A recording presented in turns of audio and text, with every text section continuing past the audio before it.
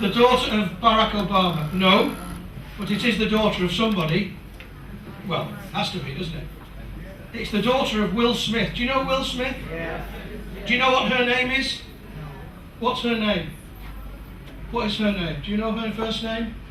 Her name is Willow. Willow Smith.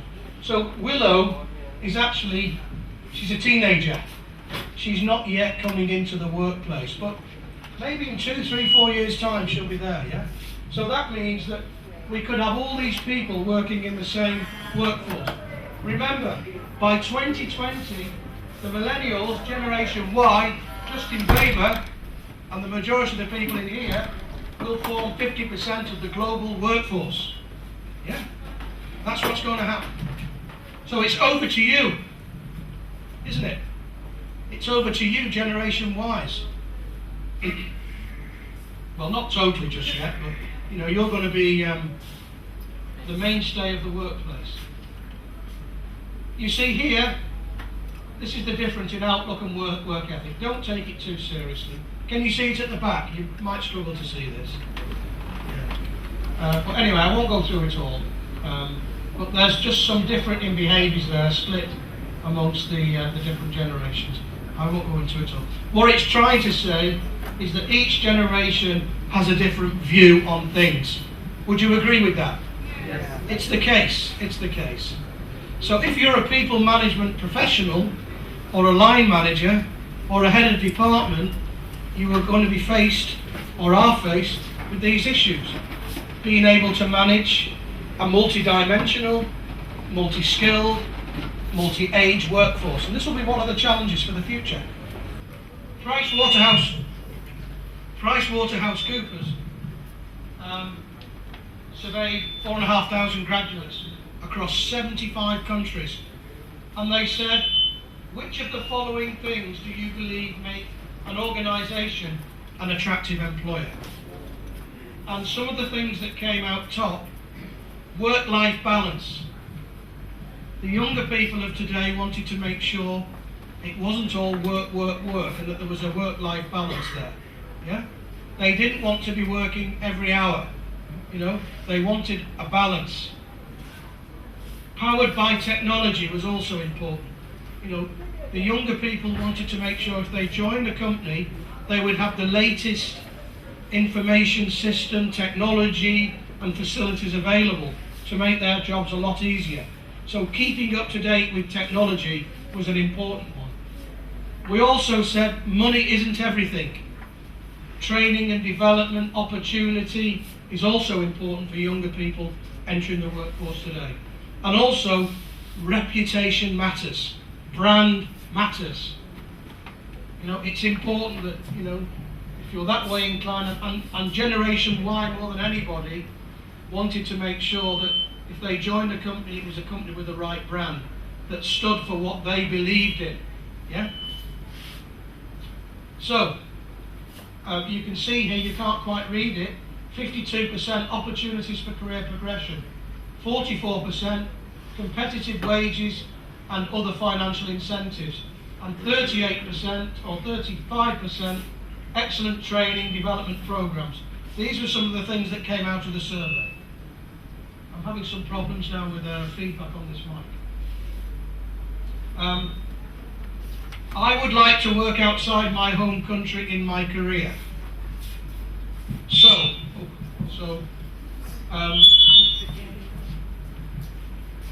We'll try this one now, hopefully.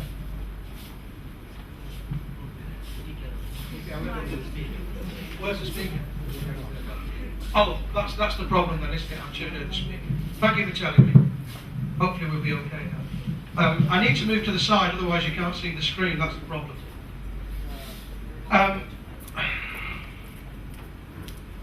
Sorry, just let me go back. Yeah, so this one, I would like to work outside my home country in my career. Africa, 93% of all young people in Africa who were surveyed said yes. Asia, nearly 70%. 70% of all young people said that if given the opportunity, I would like to work outside Bangladesh or I would like to work outside Singapore or Malaysia. Personally, I believe that if you, on your CV, if you have an international assignment on your CV, it adds value to you as an individual. It adds value. Yeah. I mean, in America at the moment, they're encouraging graduates, because America is quite an insular country. Something like 70% of Americans never leave the USA. They think that everywhere in the world is like the USA. Clearly it's not. So there's a big encouragement to encourage young graduates to have an assignment beyond the borders of the USA. So I would say that for any young person today embarking on a career, I would say please consider an international assignment if you want to develop your career. It looks great on the CV. Now, I know it's not everybody's choice, but I'm only saying from a perspective that I look at the difference between when I'm interviewing young people, I look at the difference from somebody who's just stayed in their country and somebody who's travelled. And at the interview, what comes out is those people who have travelled, they've broadened their horizons. Do you know what I mean? Right. So I'm not saying I'm not saying it, should be 100% done. All I'm saying is it adds value. Of course, the decision is yours. Generation Y like a lot of feedback. At the moment in my office, I got a young lady just joined me from Berlin, Anna, and a young gentleman just joined me from Ukraine, Kiev. Ukraine's been in the news quite a lot recently, hasn't it? Yeah. Ukraine. He's from Kiev, and both of them require lots of feedback from me when I'm in the office. Michael, I asked them to do something. Michael, is this right? Am I doing the right thing? Am I doing the right thing? Have I got it right? A lot of feedback, assurances. And Generation Y in particular like to have feedback in terms of they're doing the right thing. Continuous learning, global careers is another opportunity. The numbers of multinationals in Bangladesh, both already here and coming to Bangladesh, will increase, won't it, over the years. If there's multinational companies here, you've got the opportunity to move around. Most multinational companies have a big chessboard and they move staff around, yeah? Yeah, they move staff around that chessboard. The bigger the organisation, the more you can move your talent around. The smaller the organisation, the more limited the opportunity you will have to be moved around and to be promoted. But if you're working for organisations with 5, 6, 7, 10,000, the opportunities are endless there to move around. Yeah? So, how many employees do you expect to have in your career? Was another question asked on the global survey. The majority of young people, Generation-wise, said they expect, over half, 55% of them said, we expect to have at least 2 to 5 jobs.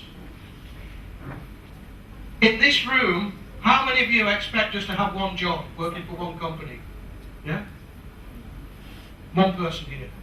So you'd like to work for one company, cradle to grave sort of job? Actually, I'm working in a tourism company, and in this era, still now, only one company is there which is doing renewal still now. Okay. So you're happy? Yes, from that perspective, I think I have to do so. Yeah, of course. I mean, it depends what's available and what's around as well. How many of you here expect to have... Now, when I say jobs, I don't mean if, let's say, you stay with one company and get promoted within that same company. I'm talking about employers, yeah? How many people in this room expect to have more than one employer? Hands up. So those of you who have not raised your hand will stay with one employer all your lives, is that right? Okay. So how many people expect to be with more than 2 employers? Hands up. During your career. How many more than 3? How many more than 4? 5? More than 5. Okay, alright, so there we are. The survey's about right. So what we're saying is 54% of people, young people, Generation Y, expect to have at least 2 to 5 roles. Now, intergenerational tension can be a problem for organisations. The Generation Y, and you've probably got, I don't know, a baby boomer there. Hopefully that won't happen in the workplace with a loud hailer. But sometimes senior managers struggle to relate to younger workers. Personal drive intimidates other generations and relationship with technology. Did I mention about Nokia having the reverse mentoring program? Did I mention that? Nokia. Nokia, they introduced what's called reverse mentoring. So all their Generation Ys who come into the company, all social media experts, they're mentoring their senior management on social media. Yeah? They're mentoring their senior managers on social media. Why? Because the Generation Ys are experts, social media experts. And why? Because the top management probably are not that good. It's called reverse mentoring, yeah? And it's happening. Now then, this is called Potter's Pot. I hope you like it. Potter's Pot. Yeah. So, what can people professionals do? And it's about business leaders and people professionals working together. In particular, we're talking here about Generation Y. Yeah, we're talking about Generation Y. Well, managers need to understand the generation. We need to have an acceptance of the way they work, their views, what their preferences are, and how we can accommodate the people into the workplace. We need to get the deal right. The package needs to be flexible. You know, we know what young people want: a good brand, good training, good development, a choice of package, you know, and a choice of what they may or may not have in terms of benefits. We need to help millennials grow, because after all, in the next 5 to 10 years, many of the millennials will be in senior management roles.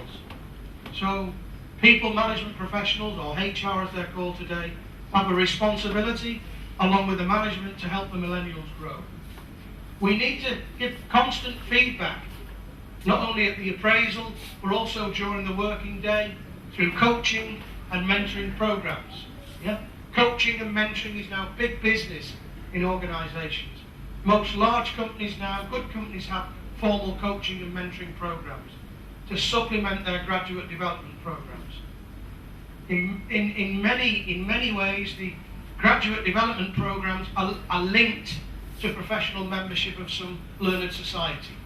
For example, take a graduate engineer and turn him into a chartered mechanical engineer, you know, through training and development mentoring. I don't know what's happened now, my presentation's disappeared. We're back again. A slight technical hitch, okay? Just a slight technical hitch. Set them free. What do we mean by that? Set them free. What do we mean by set them free? Give them autonomy. Give people autonomy. Freedom to act. Don't micromanage people. Give them the opportunity to develop. The opportunity to make mistakes. Hands up in this room, anybody who has never ever made a mistake. Hands up. Okay. That was, if somebody had put their hand up, I would have invited them to the front. So thank you. Yeah, we all make mistakes. Do we learn from mistakes? Yeah. We do, don't we? It's all part of the learning. Yeah. You know, I was in South Africa, in Sun City, and this gentleman, his name was Joe. I was in Zimbabwe. And like Bangladesh had a war with Pakistan in 1971, in Zimbabwe, when it was called Rhodesia, back in the 1980s, they had a war, similar to what we had in South Africa with apartheid, you know, the whites against the blacks. And this gentleman, Joe, he was one of the black fighters against the whites. They were looking to get rid of Ian Smith's government, the then Rhodesian government, and there was a civil war. And basically Joe, as an educated person, was thrown into jail by the white rule as someone who was an agitator, someone who could be a trouble causer, yeah, because he was fighting for the black movement. And he was thrown into jail for 2 years. And like Nelson Mandela, he spent time incarcerated in a cell. Yeah? And when the war ended and the blacks won and there was a negotiated settlement, of course Joe was released. And he's written a book about his experience. He then went on to manage a large company in Zimbabwe, and he was CEO for number of other famous companies. And when he got onto the stage and he did his presentation, he was talking about culture. And he said to the audience, somebody said, Joe, what is culture in your view? And he turned around to the audience and he said, culture is the software of the mind. I like that. That's stuck in my mind. And so I use that now in my presentation. Culture is the software of the mind. A nice one, a nice statement. So, set them free. Encourage learning. Allow faster advancement if you can. Talent pools, talent management, just like they had at Mobiltel. Yeah? Expect the millennials to go. When people join my company, I say, well, I give them what's called a psychological contract. I say, look, we're a small company. I don't expect you to be here any longer than 2 years. That's what I say to them. If you're still here after 2 years, you're welcome to stay, but I expect you to use my company as a stepping stone to move on to other things. Now, I know that's not the right way to manage, but for me, what I want is new people coming into my research team. Yeah? I don't really have opportunities to promote them because my company is very, as Adam Smith said, the famous economist, small is beautiful. Yeah? Small is beautiful. Yeah? And that means the layers are very small, not huge layers. So I don't have any place for them to go, really. So I encourage them to stay at least a year, but I don't want to see them after 2. Yeah? That's what I said. And all my staff, it wouldn't work here in Bangladesh, so please, don't even try to copy it. All my staff either have 6-month or 12-month contracts. That's all they have. And I dangle the carrot. If they work well, they'll get a salary increase. It's not the traditional way of working. I know it wouldn't work in Bangladesh. But for my small business, it works. So I don't expect to see them. I've got one young lady, the Russian lady, who's been with me for 3.5 years. And if she left, in all honesty, I'd miss her, But I keep asking her, when is she going to go, And she says she don't want to go. I said, well, that's fine with me. I'm just reminding you, you've been here more than 2 years. So expect millennials to go. So we put it all into the potter's pot. Yeah? And we move on. So what do you think, what challenges do people professionals face in managing a multi-generational workforce? Anybody, any idea? What challenges do you think managers and people professionals face? Anyone? Anyone got a contribution? Communication, yeah? Anything else? Don't be shy. Please don't be shy. We got the microphone, sir. We need So replacing the baby boomers. Replacing the baby boomers. Yeah. Should be one challenge. Yeah. Does anyone want to replace me in my job, by the way? I'm looking for a successor. Huh? Change management as well. Yeah. We're always changing, aren't we? Cultural difference. Huh? Cultural difference. Cultural difference. Yeah. I'll stop walking over there. I said before, everyone should learn by a mistake, shouldn't they? I keep making the same mistake, don't I, walking over? Cultural differences, yeah. It's a two-way process. Companies are failing now on cultural integration. In Taiwan, the Taiwanese are taking lots of overseas nationals all over the world, yeah? The overseas nationals are going to Taiwan, but returning home after 3 or 6 months. And I said to one of them, why are you going home? And they said, nobody tells us about the culture here. It's difficult. They just expect us to, they treat us like we're Taiwanese, So cultural integration, and companies must realise this, the more multicultural their workforces become, if you're bringing in talent from overseas, you must have cultural integration. So the Taiwanese should know about, let's say, Bangladeshi culture. And the Bangladeshi workers who's going to Taiwan should know about Taiwanese culture. Cultural integration programs. If you don't do it, people will leave. And it's costly. It's costly. Any other points? Any other points? Okay, we'll move on. You know, I've got to the stage in my life now where my job is no longer a job, it's a hobby. What I do now is not my work, it's my hobby. Yeah? This is not work for me. I love doing this sort of stuff. Yeah? It's a hobby. And you know you've succeeded in life when your job becomes a hobby. Yeah? That's your challenge. So once you've made your job a hobby, you know you've succeeded. It took me 45 years to turn it into a hobby. So we have to manage our own career to a certain extent. We have to manage our boss. Replacing the boomers. Match management style to generational patterns. Manage cross-generational conflict. Accommodate different workplace needs. Support multiple workplaces. Matrix management teams. Support them. You see, when we talk about matrix management, we could even have a cross-generational matrix management team. Generation Y, Generation X, mature and baby boomer. Yes? Also from different departments. Do you understand what I'm saying with this matrix management? Not only its skill set mix, it's generational mix. This is what we mean by matrix management.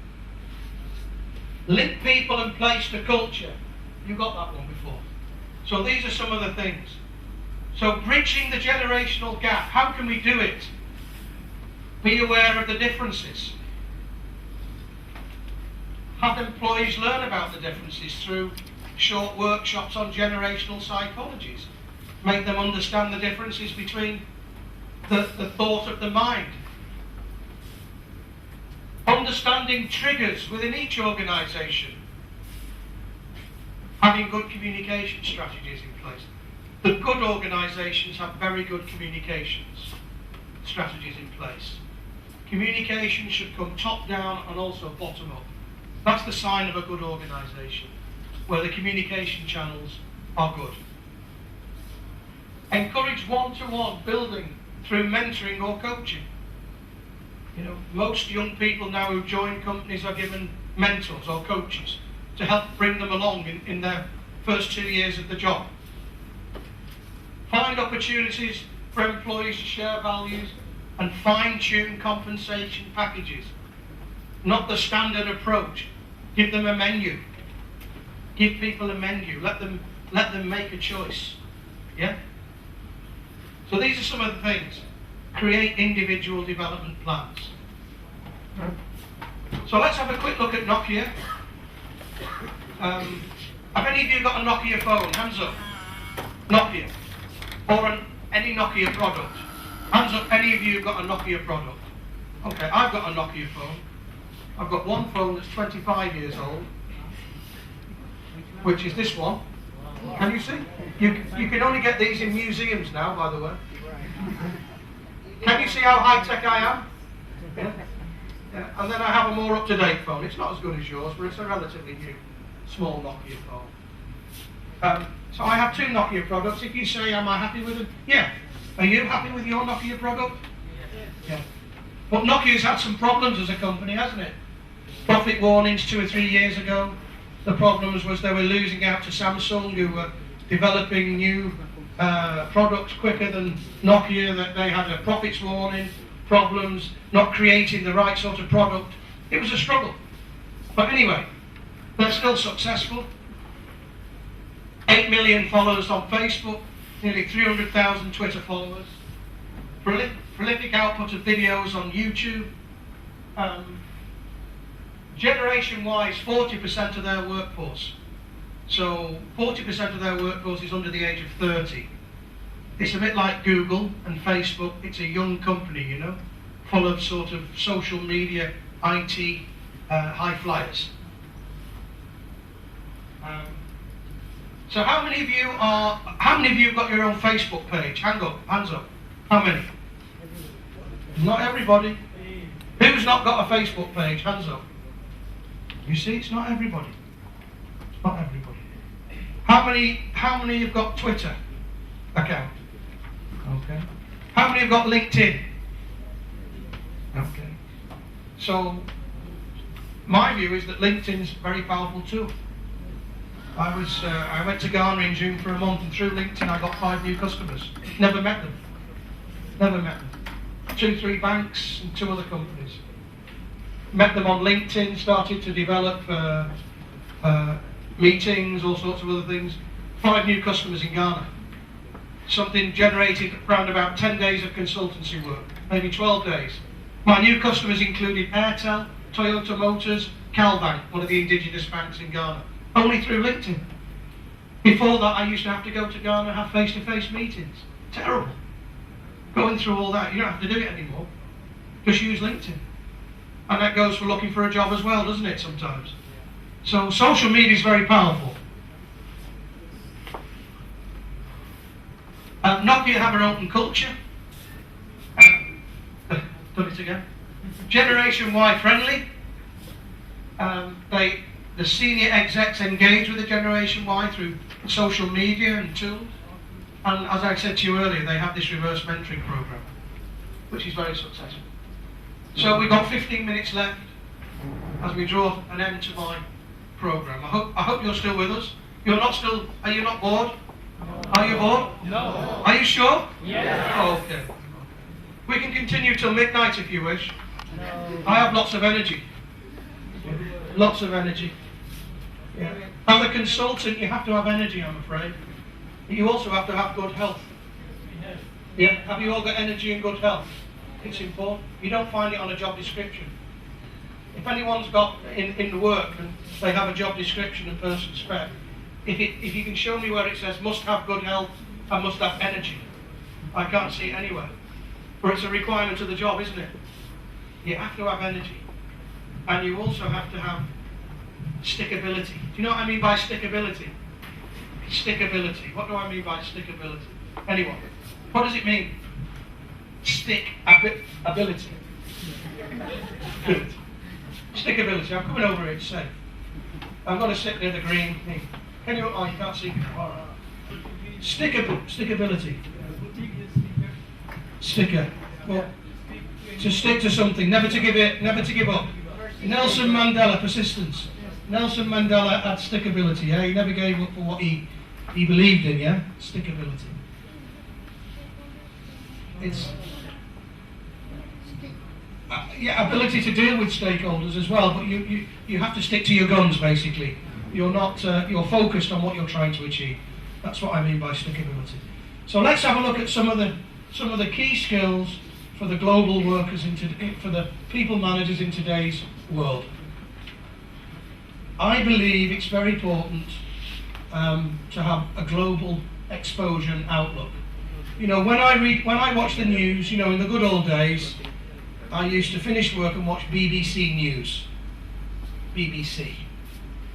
But after a while I realised that I was just being brainwashed with the BBC News, because they just tell you what they want you to hear, yeah? And so for the last 5 years, I've watched Al Jazeera News. Does anybody watch Al Jazeera News? You know, for me, whose workplace is the world, you know, Al Jazeera is a very impartial news station, and they tell it as it is. That's what I like about Al Jazeera. They tell it as it is. So I always watch the 7 o'clock news, Al Jazeera, and keep my knowledge up to date in terms of what's going on around the world.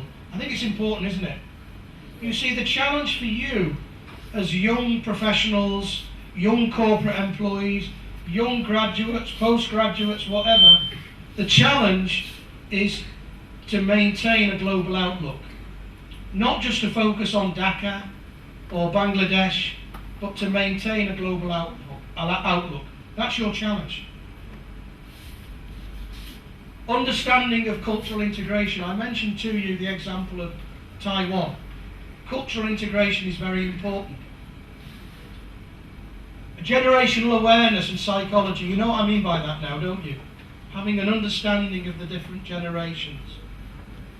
Mindset expertise. We must be psychologists.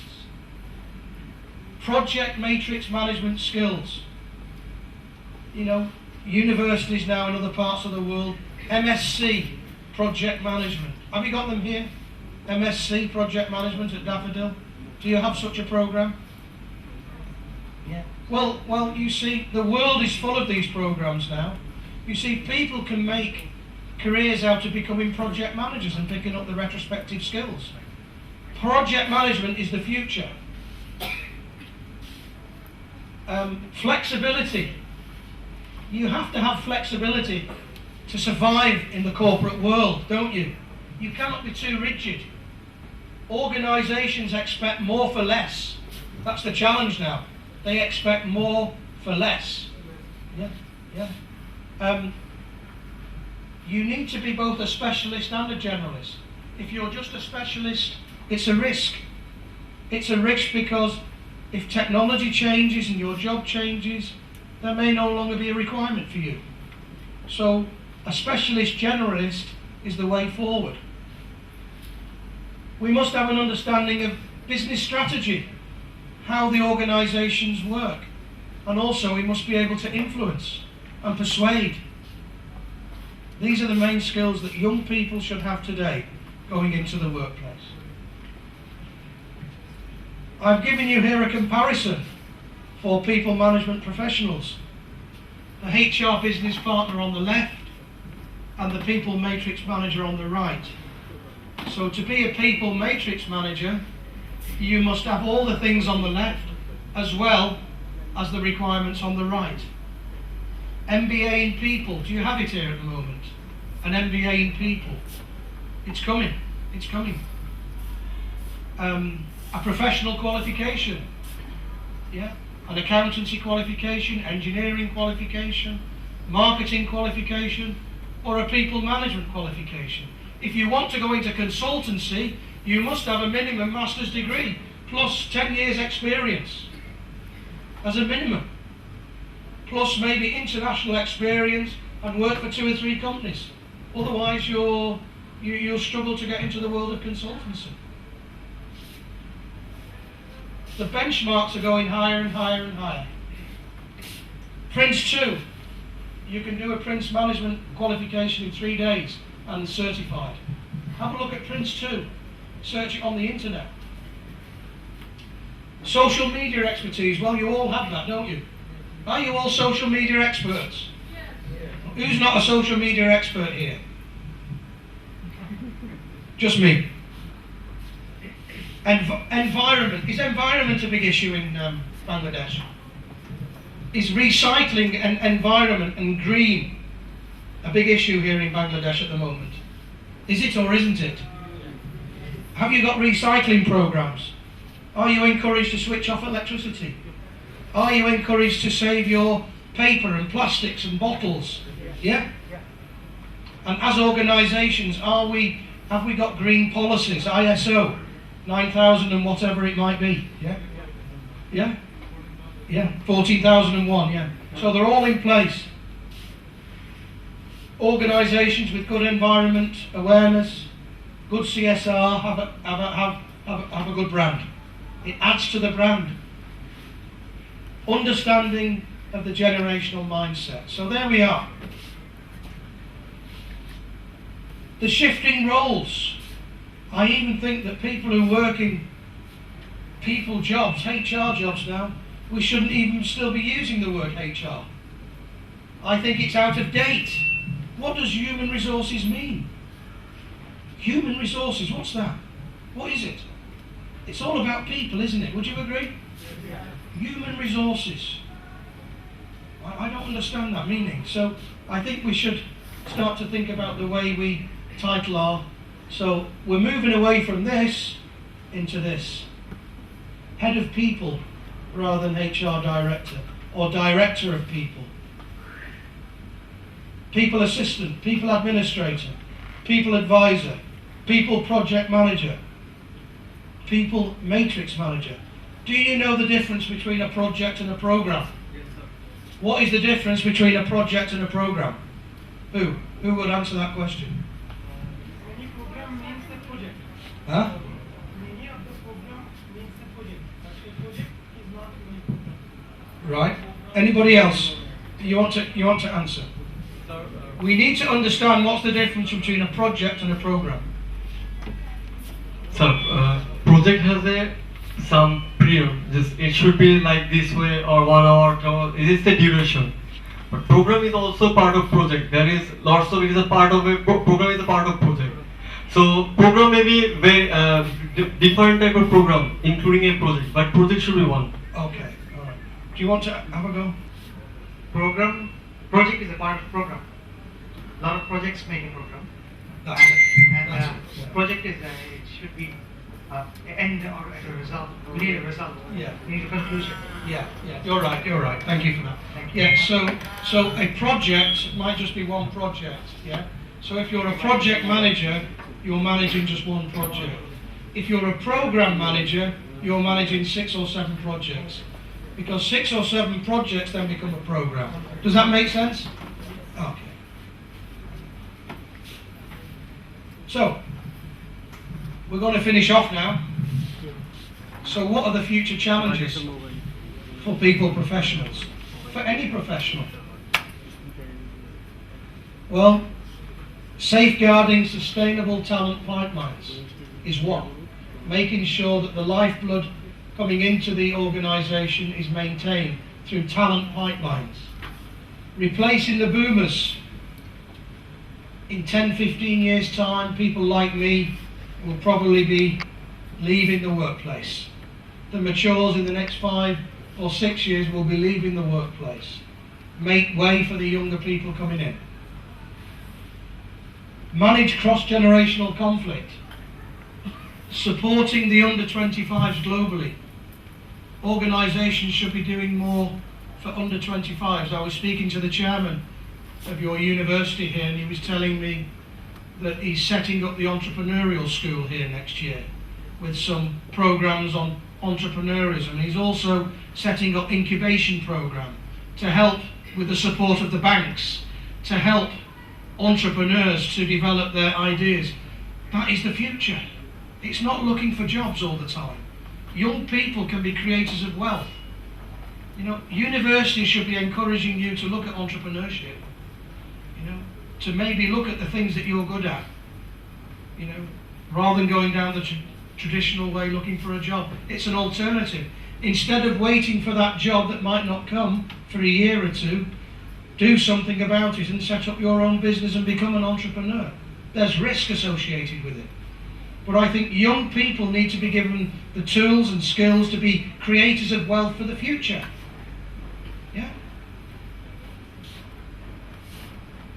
Matching management style to generational patterns and accommodating different workplace preferences. These are some of the challenges. Supporting multiple workplaces, managing CSR and branding. These will become the hot potatoes over the next 5 to 10 years. CSR, branding and environment. Mark my words. Next 5 years, for business, the key elements of running a business, that's if you've survived the economic downturn, is branding, CSR and environment. These are the 3 big hot potatoes globally now. I'm talking globally. 3 big challenges.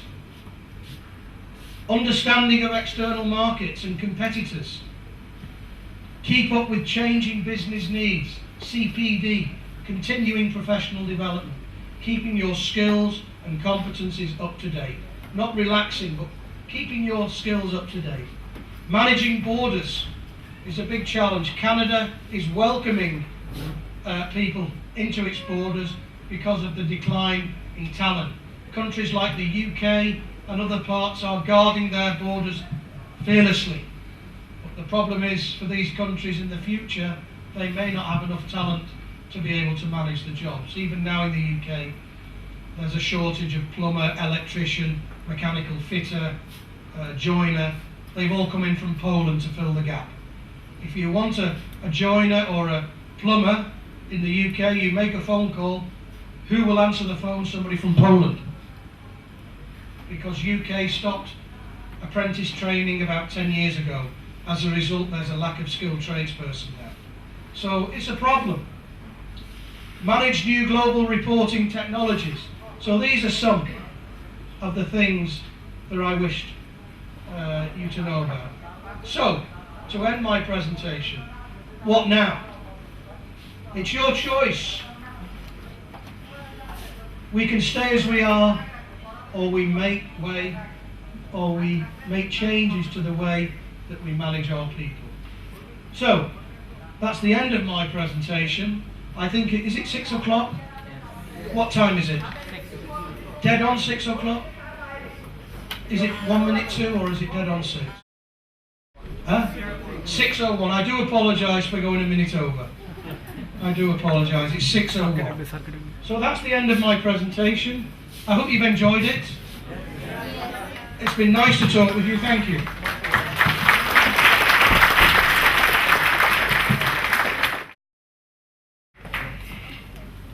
Are there any questions? The role of the people management, matrix manager. Well, I've already covered it, but basically, a recap, yeah. So basically, we need to have a project management mentality. We need to be able to have an understanding of the generations. We need to be able to work rather than in silos or as HR business partners, as project managers. We need to work across the organisation in matrix groups. We need to have an understanding of the business, how it performs. We need to be able to read a balance sheet and a profit and loss. We need to be organisational savvy. That means we know what's going on. We need to ensure that our organisation has the right governance. We need a competency framework. We need manpower plan, succession plan. We need all the right tools to support our business. So the people matrix manager basically is the gatekeeper on behalf of the organisation, looking after a range of services, including people, branding, CSR and environment.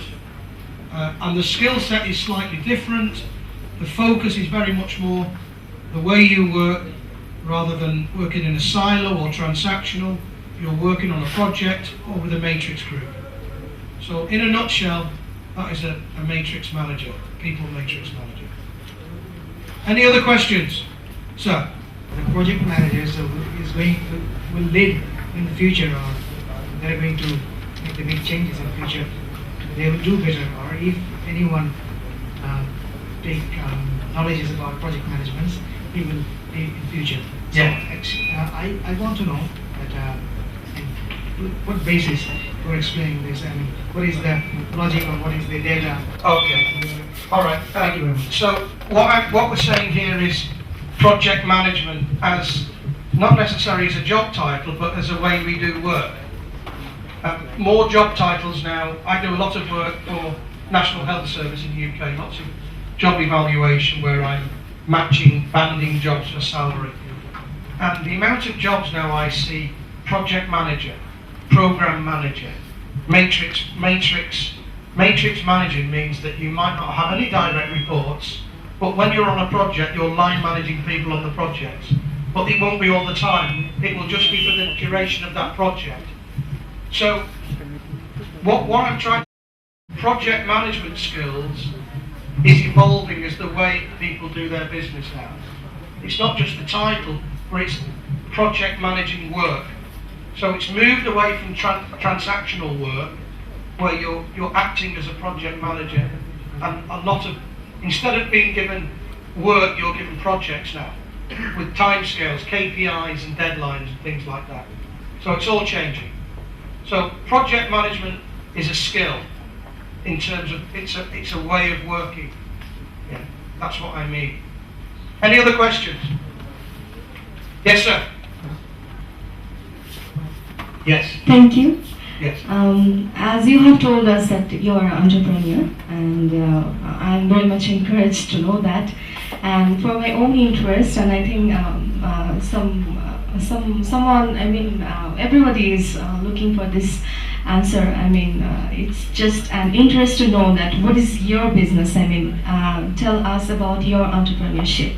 My entrepreneurship? Yes. What is my business? Was that the question? Well, you know, as a young person, I was always an entrepreneur. So even when I had a job, I used to sell sports equipment, because I used to play 3 sports. I started off selling sports equipment. Actually, when I was younger, I had a girlfriend, and her father had a sports shop in Liverpool. I'm telling you the truth now. And so I said to him one day, I said, "Sir," I said, "I play in 3 teams, football, rugby, cricket. If I was to take some of your goods out of your shop and sell them to my friends, can you give me some discount, sir? And I'll sell lots of equipment for you." He said, "Of course." So I started selling rugby, football, cricket pads, cricket bats, balls, everything. I used to turn up to the game with my car, and you open the boot of my car, it was like a sports shop, full of equipment. And my friends, at the beginning of the season, they used to buy a new bat, or some new cricket boots, or a ball, or some football boots. So that got me going, you know. I thought, I like this, making a little bit extra money at the side, pay for a holiday, you know, something like that.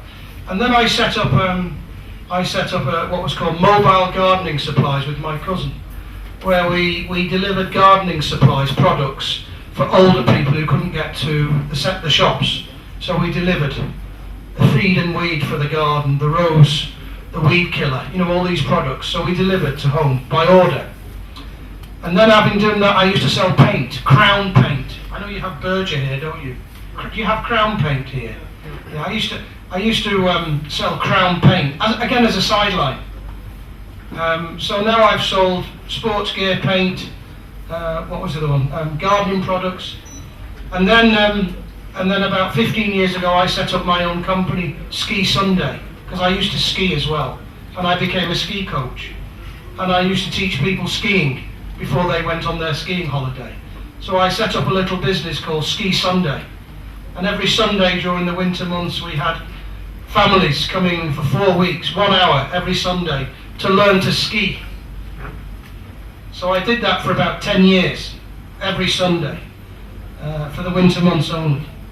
And then I set up my own business, MPA Consulting, consultancy business, business HR. If you go onto our website, you can see all about the business.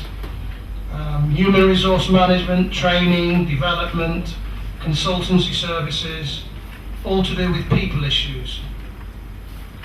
That's been going 20 years. It's been a good company. And maybe in 10 years' time I will sell that company. I don't know. I will sell it. It's an option. And then 10 years ago I set up my second company, Michael A. Potter International, which is a global company. Works across 3 continents, Asia, Africa, the Middle East and Eastern Europe. Probably going to be going to North America next year, because I've just got an opportunity to work with the World Bank in January. So I'm going to be an advisor to the World Bank, helping them on some leadership issues. I'm very excited about that, working for the World Bank. You know, when I was told when I was 18 I wasn't going to make the grade as a professional footballer, I was so upset. But now, next year, I'm working as an advisor for the World Bank. I wouldn't have thought that when I was 18, yeah? So life is full of interest, life is full of opportunity. But the thing is, it's all come through hard work. It's not come easy to me. I don't have a 9 till 5 job. My job can be 6 till 10. You know, I can work weekends. When you have your own business, there's no relaxing. The buck stops with you. It's challenging, but it's rewarding. You live by the sword, you die by the sword. That's the answer to the question. Okay. Any other questions? 6:10. If there's no more questions... Oh, sorry, I've got a question here. Do you have any suggestion to increase the relation between university and employers? Yes, I think there should be closer working relationship. I think each undergraduate should spend 1 year in industry as part of their degree. This is my view. 1 year. Minimum 6 months, maximum 12 months. Because the problem is, when you graduate from university and you've not had work in industry, they'll say, what experience have you had? You can't answer that question. So I think there needs to be more relationship between universities. Also need to review they need to review on an annual basis their curriculum. I know some universities in Africa that are churning out notes that they had 15 years ago. you ask yourself the question, is it relevant? So I think the curriculum needs to be reviewed in terms of the way the global economy. I think universities can help students more in terms of career counselling, preparing for the interview, confidence building, psychometric testing, assessment testing, which I know Citibank and I'm running a program for Citibank in January on psychometric testing. I'm running a program on Saturday with on psychometric testing. So all the major industries now are starting to use psychometric testing. And if you've never had a go at one, it's all new. It's frightening, scary. By the way, on Sunday, 11 a.m., I have a live TV interview with Ecuador TV, if you get a chance. 11 a.m. Sunday. Please tune in if you get the chance. Live TV interview. So that's it, I think. Any other questions? I'm asking you the question whether I should stick to my view or switch to yours. I always, recommended who came to me for career suggestion to become a jack of all trades but master of at least one, so that you can enter into an organization using those mastery and then roaming around in all the departments and update yourself with all the knowledge required to perform well in the workplace. So what do you think? Am I right? Or I agree with that. Yeah, you have to have a main core role in any, you have a core job, don't you? When I mean a jack of all trades, a master of none, I mean that you need to be good at your job. But also, you need to be, in addition to that, you need to have a good overview of other things going on around you, other roles, other types of work, rather than just saying, this is my job, I do this job only, you need to be a bit like this, yeah? But yeah, clearly, you have to be good at your main role, your primary role, but you should have a good overview of other areas. That's what I mean by jack of all trades, master of none. Okay. Yeah, so you're exactly right, yeah, your view is right. Okay, thank you. And another one is, you are trying to change the word HR with people, right? So people is a really generic term. So we define people into different categories. Say, people who are eligible to work in the organization, we call them manpower. Then when they enter into the organization, work for a few days, we treat them as human resources. And Right. with appropriate training, development program, they become human capital. So Right. if you try to generalize all those terms into people, so will it be justified? What do you think? Well, in all honesty, I don't differentiate. I don't have markers. In fact, the way I see things is that all people are a resource, whether they're a trainee, whether they're a manager, whether they're a CEO, whether they're an intern, whether they're a cleaner, whether they're a cashier. And my view is that people are people. And from the bottom to the top, you need to have people in the right jobs with the right skills and the right competencies. So I wouldn't differentiate with words like manpower or human capital. I just make it simple and call them people as a resource. Again, this model is a pilot, must understand that. But I think, HR has been called various things over the years: welfare, personnel, personnel admin, HR, human capital. There's a whole host of names, and we can go on making up names as we go along. But actually, without people, which is the main identifier, as you saw on the video there, we'd be stuck. So I just keep it simple, and I call it people, because people are people. People are not money. They're not equipment. They're people. They're live human beings. So that's my view. Thank you very much. Any more questions? Okay, well, thank you very, very much. I've enjoyed coming here today to such a large audience, and I will close now. Thank you very much for your attentive listening, your questioning, and I do hope you've enjoyed what I've had to say, albeit short. I tried to cram in a full day's programme in 3 hours. So thank you once again. I hope to see you some other time. I have plans to come back to Bangladesh, maybe December or January, so I do hope to see you again. And for those of you who are coming to my programme on Saturday. I look forward to seeing you then. Thank you very, very much. Thank you.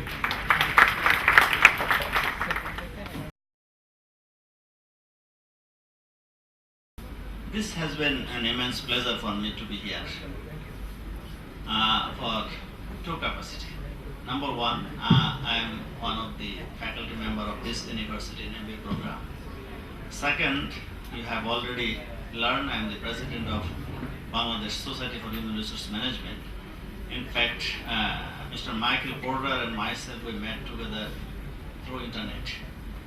And I was very impressed viewing his credential, and I offered him to come to speak for our conference in last year, early this year. And he accepted and done it free. And since then we became friends, and I was very impressed to see his presentation in the conference. So we were in touch of bringing him again, and finally we got it. So in fact he is the guest of BSHRM and my friend. He has conducted several sessions, including one for BSHRM in Olive Hotel in last August 8. What I would like to emphasize that we do not have many HR scholars in the world, and he is one of the very few HR scholars who has done a lot of research, and I have already witnessed that his career is very zigzag. He started as a sportsman, and then I don't know where he will stop, where he will definitely stop, but I'm very impressed to see that if people has a passion, you can do anything. And yeah, and the topic he has presented today, it is a very, very emerging HR topic, because the whole world is moving through the change. Every day we have a change. Some change we recognize, realize, some change we don't. But change will not take your permission to enter in your house even. And that is the adaptability we have to build, and he has shown us the path, how we can appreciate change, make us adaptive with the change, and take the advantages. Because the whole world is in the global competition. Day before yesterday there is a news of 22 billion US dollar reserve. In one hand this is a good news, and in another hand this is the inefficiency news. We could not use our money. That means we failed to institute the entrepreneurship in the country. We earn money, we don't know how to manage money, kept the money in the bank, and this is not the good. And this is not the indicator for a country is doing very well.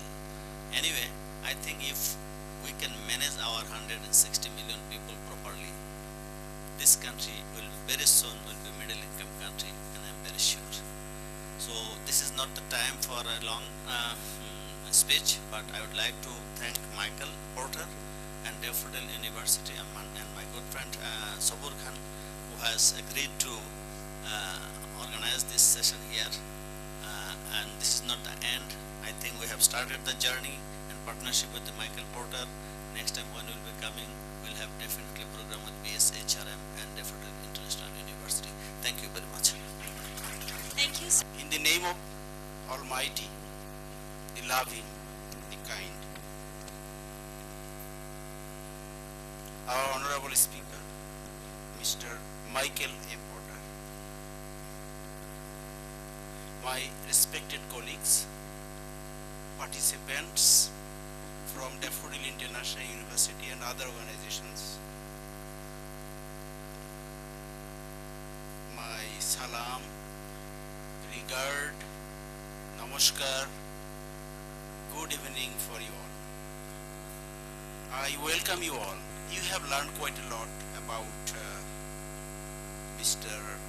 Michael A. Porter, and we have heard from him in the afternoon today. So I hope and believe that it was very fruitful and useful for the participants. So for the participants, I think there are a lot of them from outside Daffodil International University. Can we see how many from Daffodil International University? Could you raise your hands? So thank you, please. So most of you are from outside Daffodil International University, and I welcome you again to our university, and I believe that the session was very fruitful and useful for you. And we have a very expert presenter today, and he is no other than Mr. Michael A. Porter, international trainer, speaker, globalist, people expert, winner of 2012 Dev Kushum International Fellowship Award and 2009 winner of the Global Human Resource Executives Award in Human Leadership, plus many more other awards and honors. So the area is very interesting and important in the sense that we are living in a very dynamic world and things are changing very fast. So it is interesting to compare the situation now and when I was like you, long years before. So that time life was rather steady, relaxed, but these days you need to learn and apply. Things are getting changed very quickly. So in this consideration, I think the presentations concerning human resource management was very useful and will be very useful in the years to come. So I think I shouldn't take longer time because you have been here, as I know, from about 2 o'clock till now. So I will not prolong my words anymore. Just a formality, I would like to thank the partnering organizations. There are a number of them, and as far as I know, how many, there are a few proposed, but I'm not sure whether all of them are here, but still I read the our partners. Enumerate Management Consulting, Career Partner Jobs PD, Communication Partner The Daily Star, Event Alliances PD Jobs ABC Radio, and Media Partner ATN Bangla. So I hope those people, they came here and they did their part, and on behalf of the university and its management, I express my gratitude to these partnering organizations. So before I conclude, I just want to mention one thing for dear audience, especially from outside Daffodil International University, that Bangladesh physically is a small country. Our area is approximately 1.5 lakh square kilometer, that is 150,000 square kilometer. But we have great potential, and you people can make it into practice. Well, I just want to do 3 multiplications with you. 3 multiplications.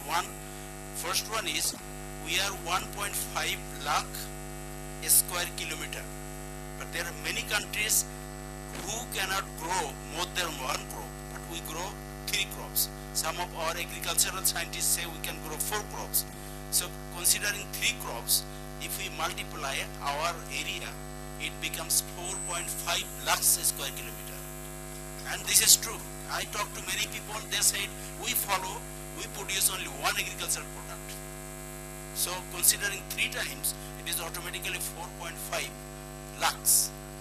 Again then, there are very rich and big countries. For example, Canada, Saudi Arabia, Australia, China. Ask them how many percent of your land you use for agriculture. If you go to Saudi Arabia, it will hardly 1 or 2%. If you go to Australia, I hear that less than 10%, 7 or 8%.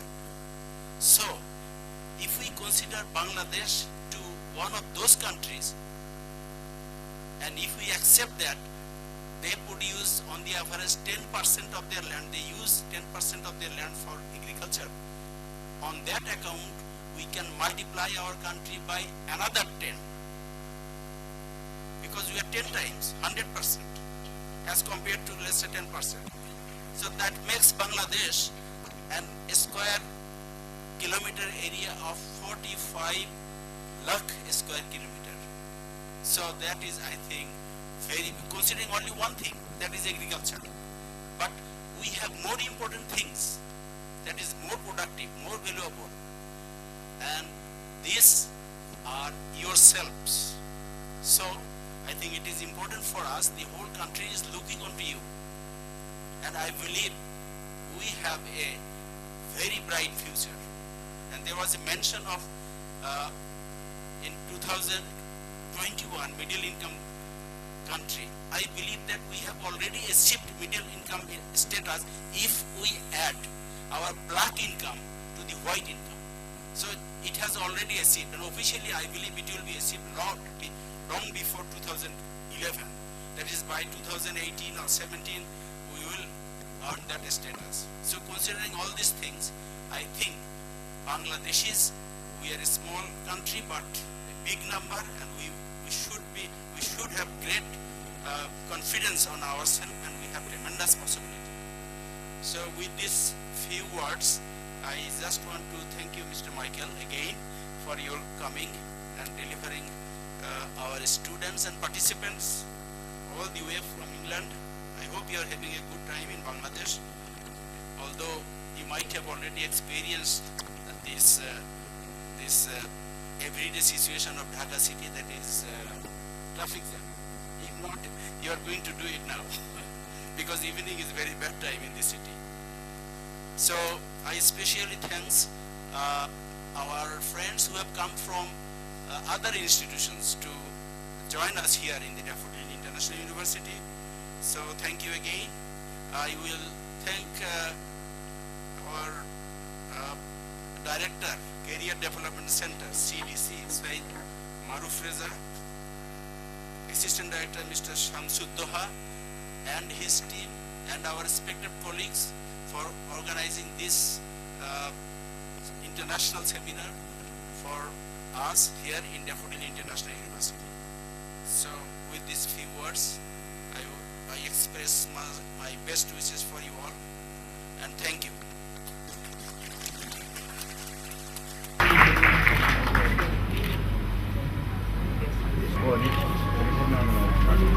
Career counselling, I do a lot of it.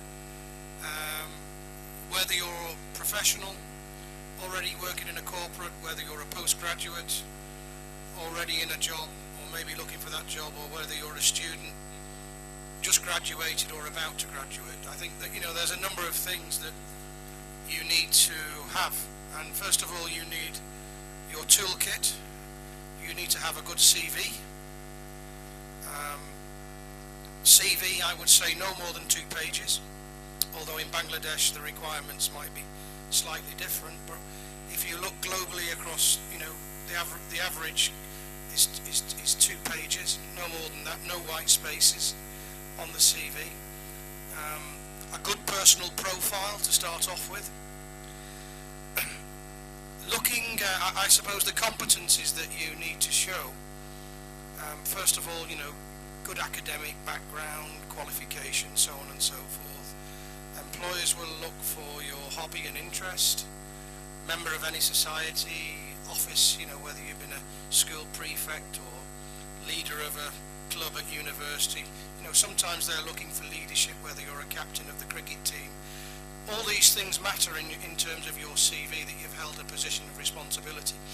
But in terms of skills, it's about trying to find the job, and there's lots of competition for jobs. So at the interview you've got to show confidence, you've got to research the organisation that you're going to be interviewed with. One of the first questions you get asked at interview is, tell me what you know about our organisation. And clearly those people who are interested in the job have done their homework and research. If you say, sorry, I've not had a chance to look at the website, it doesn't go down too well with the panel. So I think it's about looking the part when you go for an interview. In terms of career,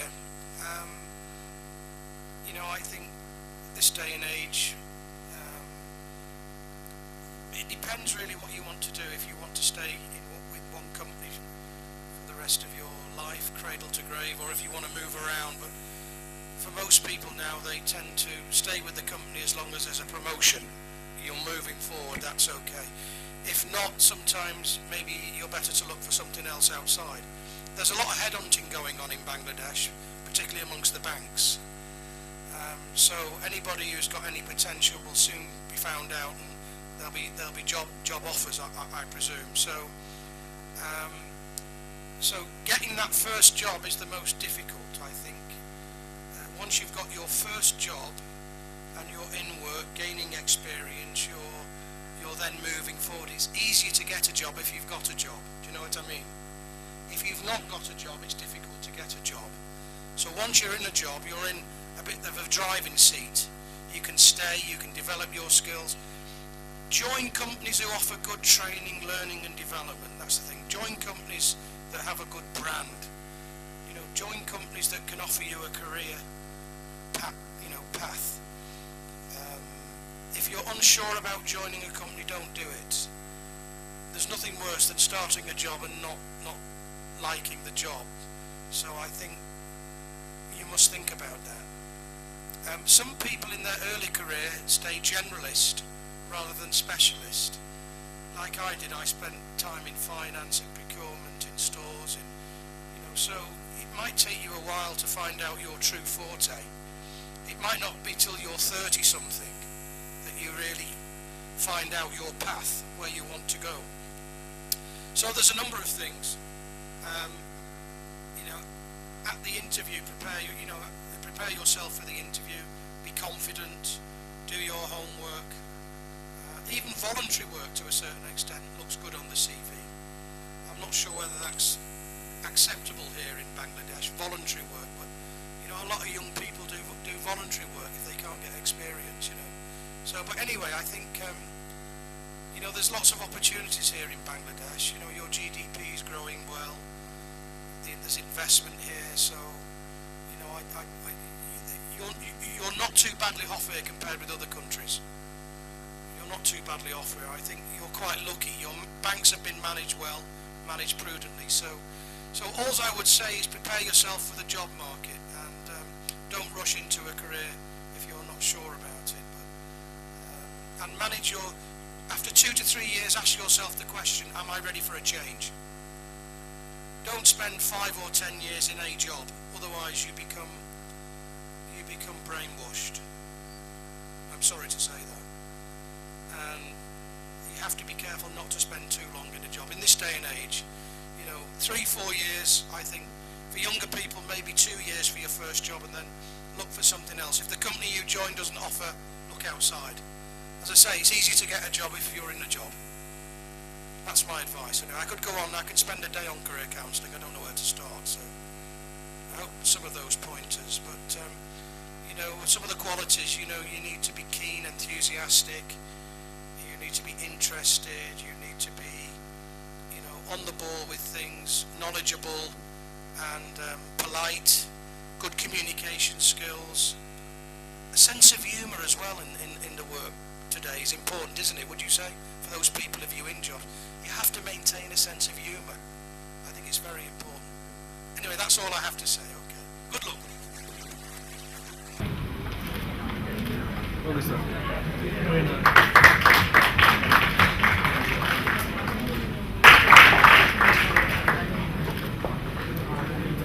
What I would like you to do, you spent a lot of time together with Michael. So I would like you to just close your eyes for 3 seconds, and if you would come up with 1 or 2 words that you are taking away with you today. Can you do that? Just close your eyes and think what you are taking away from today's 3 hours that you spent with Michael. Can anybody share the words that you thought? Culture and what else? Okay. Anybody else? I want to be a project management professional. Project management. I have decided already. Okay. After this lecture. Very good. Very good. Okay, I was actually implying learning. What I learned from three hours with Michael Porter. So this is Michael's continuous effort. The things that he did, the matrix that he showed you, is a result of research. Okay. So this is his recommendation to all of us, that whatever we do, we have to collect data, and one of his pointers was that you collect data on the employer. Before going into an interview, you find out about the person that you are, the company that you are going to. Find out about the company, find out about the people. Okay, if they see that you're interested in the company, then they may hire you. This is what Michael said. So it's about research. So, thank you. Let's thank Michael again. And the organizers. Yeah. And our Vice Chancellor, sir, for his tremendous statistics and encouragement. Okay? And all of you for coming today and attending. So, with that, I'd like to announce the closer and the certificates. Thank you. And in your life, that's the